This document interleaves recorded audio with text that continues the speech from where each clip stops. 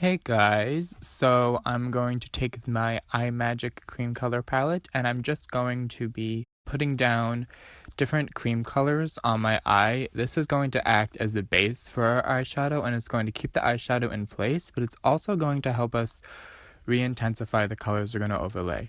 So I'm going with yellow and then a light turquoise blue and then red on the outer corner with a flat brush.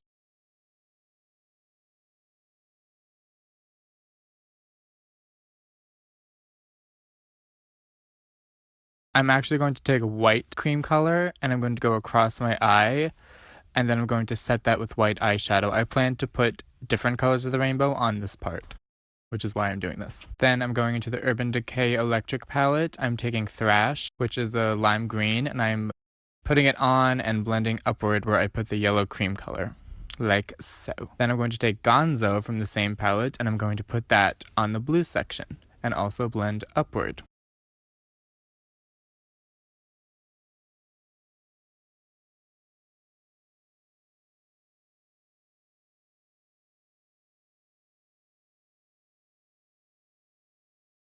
Then I'm going to take Slow Burn, which is orange, but it can pull very red when you pair it with the right colors. And since we're putting on top of a red, it's going to pull more red, so it will work well for this look. And also blending upward and making sure we blend out the wing.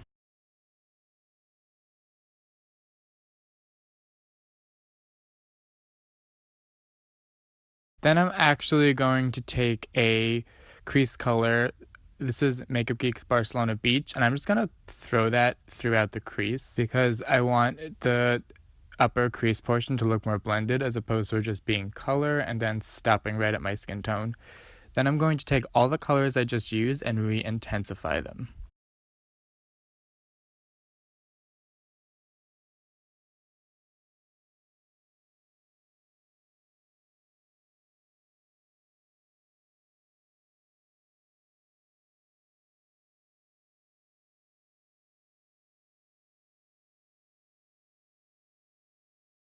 I'm going to then go across my eye with different colors. So I'm going to do green first, and then dark blue, and then lastly, I believe purple, which I don't think I showed here. I actually did the same thing on my other eye, just different colors, and I didn't show it to save time. I'm now taking the Bodyography Veil Foundation Primer.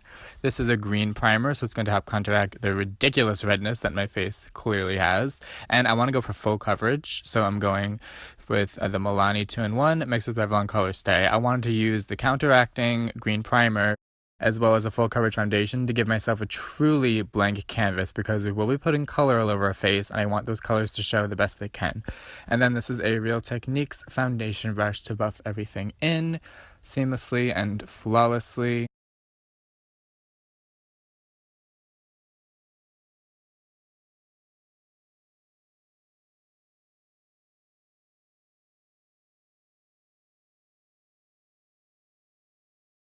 Taking Tarte Shape Tape Concealer, which is the fullest coverage concealer I have because we are going for full coverage and also brightening, and this shade and concealer consistency will give me just exactly that.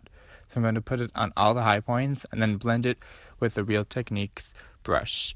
No blenders today because blenders are going to take away the coverage, so brushes only.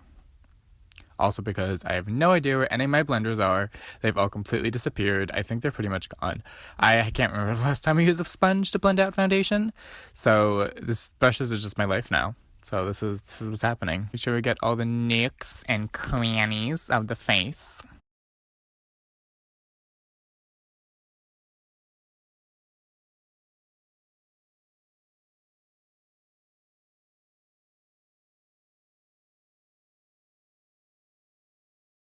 I'm just going to powder everything. This is Ben Nye Luxury Powder in Cameo and a Real Techniques face brush just to make everything more matte because we're going to put a bunch of powders on top and we don't want them to grab.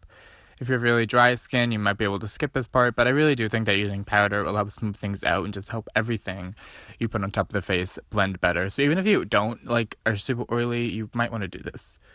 Now I'm taking the Kat Von D Pastel Goth, and I'm just taking a bunch of different colors.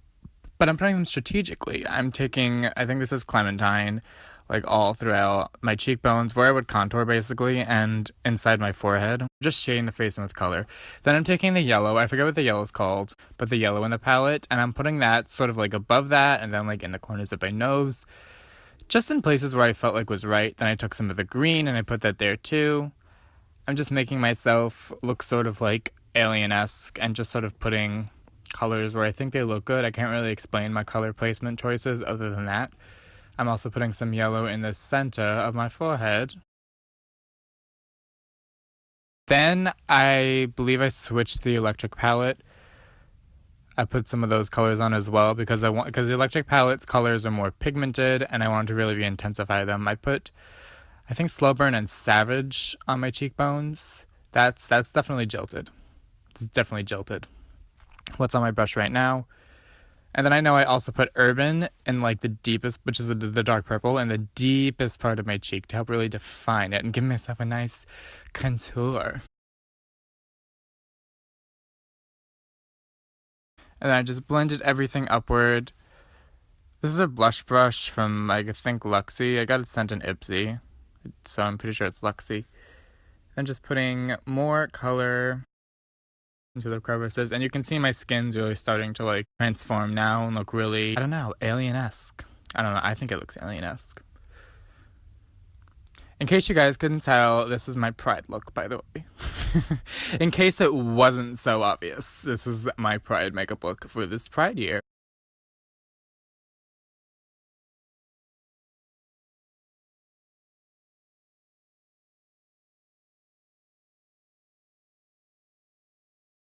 And then I'm adding blue. Just, I don't know. It's not a very structured look. You just kind of have to put colors where you think they should go, which I do all the time. Which is kind of, I guess, how makeup always works. You put colors where you think they should go. Nothing too revolutionary. Voiceover is not giving you guys anything, is it? Oh well, I tried. And I look good. But yeah, I'm just blending and putting different colors on my face. There's like not much else to say here. I guess be careful, make sure your pigments aren't, I mean, if they're pigmented, you want them to be pigmented, but you also want to have control because you don't want to put too much color and then you're like, oh, that looks terrible and you can't blend it out. You want to sort of like just start, that's why I went with the Pastel Goth colors first because those colors are a lot like less intense. So I was able to get like the base on and figure out, I guess, a color scheme, and then I went in with like the Urban Decay electric pigments.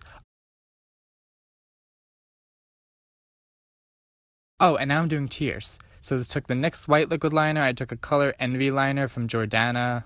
I forget the shade. I'll list it down below.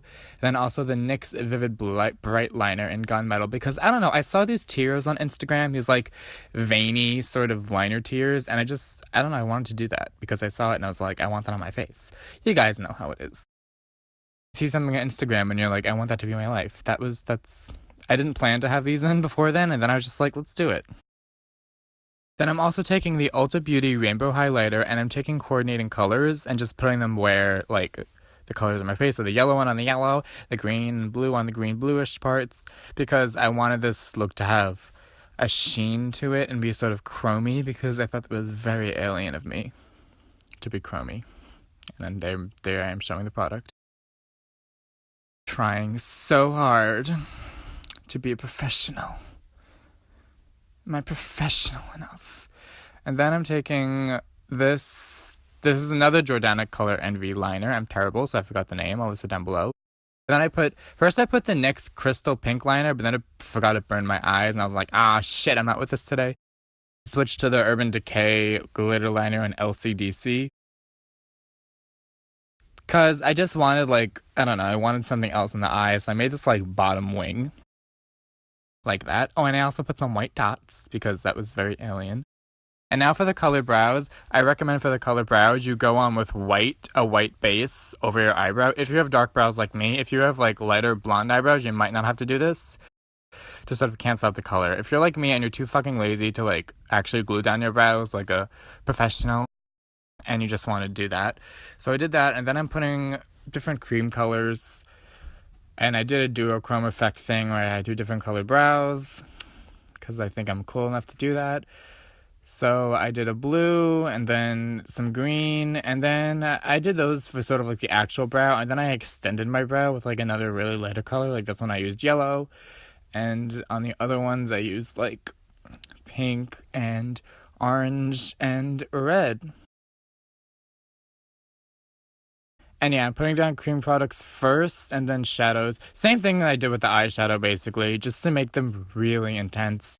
Could use just eyeshadows, but I just don't feel like it's ever going to be as intense as if you actually take the time to like layer the creams and the powders on top of each other. So I really do recommend taking this extra step because I think it does make a huge difference, especially for something like covering your brows, where you have to like go over your brow hair, which has pigmentation in it. So it's like you want to go in with like the most product possible because like you can see like that brow is fucking colored.